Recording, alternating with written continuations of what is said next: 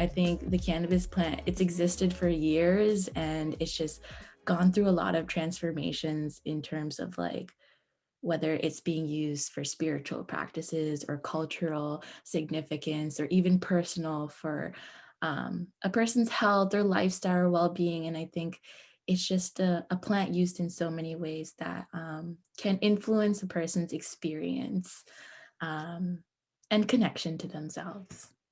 Right now, what I'm seeing in media is cannabis being marketed as a cure-all kind of thing.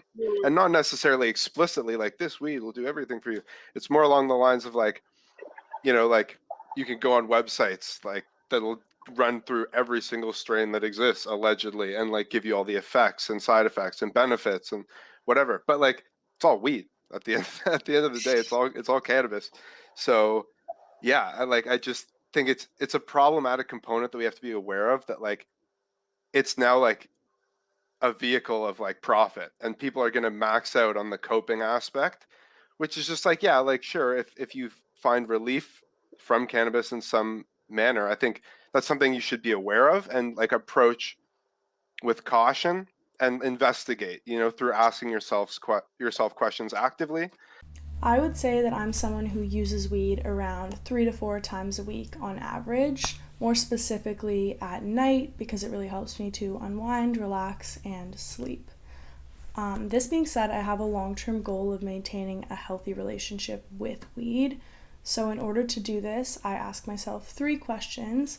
The first one being how much I smoke, so THC amounts and stuff like that. And I also like to be very aware of what it is that I am smoking. Secondly, when I smoke. So, once again, I mentioned I only smoke mostly at night. I find that this is better for a productive day.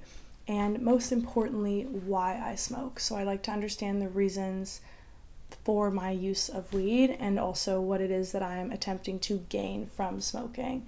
I think with young people, their main motivation, I mean, there's a spectrum, but I think a lot of people, um, there's this misconception that cannabis, like smoking cannabis, is like healthy, like just healthy, and as opposed to smoking cigarettes. And yes, there are many more detriments to smoking cigarettes, but I wouldn't say cannabis is like the best alternative, at least not for everybody. And I think sometimes we fall into this area where you see like the potential health benefits of cannabis, of like CBD oils and stuff. And again, those do ring true for many things.